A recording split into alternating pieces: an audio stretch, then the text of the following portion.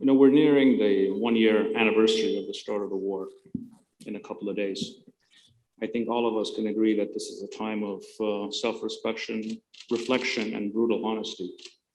And one of the things that I believe is that the primary feature of a third world country is not income, it is the fact that one generation betrays the next. When I look at the events of last year, and I try to self-reflect on it, it's fair to say that I think I betrayed those more than 4,000 people that are no longer with us, mostly very young men.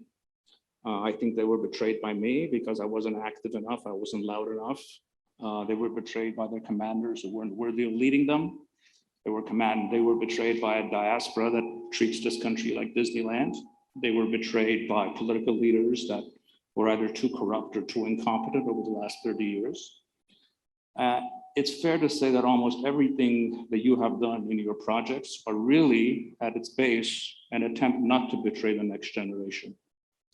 We have failed this one time, universally failed. What do we do not to betray the next generation? What you ask, Eric, I think is very important. And you remember our 15 points. One of the points which we made in number 15, we need to get out of the myths and illusions and talk about what is real. And one thing which we've been unfortunately try to escape always about talking about true and real numbers, not about illusions and dreams.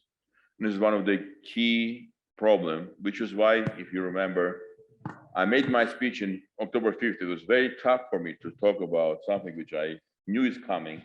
And I knew I'm not involved in decision-making process. I'm a business person. But I said, what I can do, how I can stop what already was clear. And it's destroy with illusions and myths was in our society unbelievable. It's one, if you look at our 15 points, one is the key point, is get out of myths and illusions. Talk about real picture, not about something which we're dreaming. The second, I will say honestly, is also, I think it's engaging people, because we have a unique moment now, in my view. We've been living in mediocre development for the last 27 years. And the 3 years the revolution happened, and it was big emotional, positive attitude, and we got something which people hoped will become big changes. Now we're in a deep crisis. We have a serious time for decision-making process. I believe if we will not use this moment for really make changes, we are done. This is why we started the Future Armenia. This is why I became the Armenian citizen. So I thought it would be critical for me, with my colleagues and friends and partners, to spend so much time talking about how to make engagement of the people. That's why we got 107,000 people.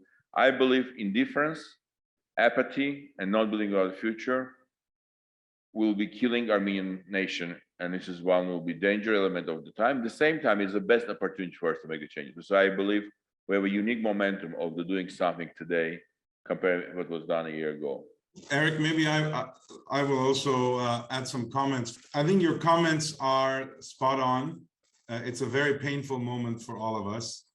And I would distill down the source of our collective betrayal into two things. One is that I think as a people, we have become non-believers. And what I mean by non-believers is not from the point of view of our faith. That's a different matter. But we have become non-believers in our future. We are believers in our past, and we are believers in those who are supposed to come and help us when we need them in the present. But we don't believe in our future. I don't think we believe that we can actually, as a nation, change and compete and win. And the last 20 years, we attempted, thinking that's the only place where we can make a difference, because we're not physically there, many of us, to create an awareness and a belief in the year 2020 as a destination for a more attractive country, a more prosperous, secure, sustainable country. But when I look back at that period, where we failed grossly is to create believers. Because the indifference Ruben is talking about, in my view, has to do with the fact that we simply seem not to believe and therefore not to care. And then the second thing, I think, a related thing, is that we seem to be continuously trapped in a survivor mentality. You know, we are continuously talking about the genocide and the injustice, and that has trapped us to remain survivors. And survivors live in the moment. They struggle and they survive. You know, carpe diem, this is what we're gonna fight for. This is just enjoy the moment, live the moment. Look how lucky you are, you're surviving. And I think what people don't realize is that at the limit of survival is not thriving. At the limit of survival is just survival. If you survive and you're poor, you will survive poor. Nothing about survival ensures any progress, any transformation. It's an altogether different force and a different level of sacrifice to create a future.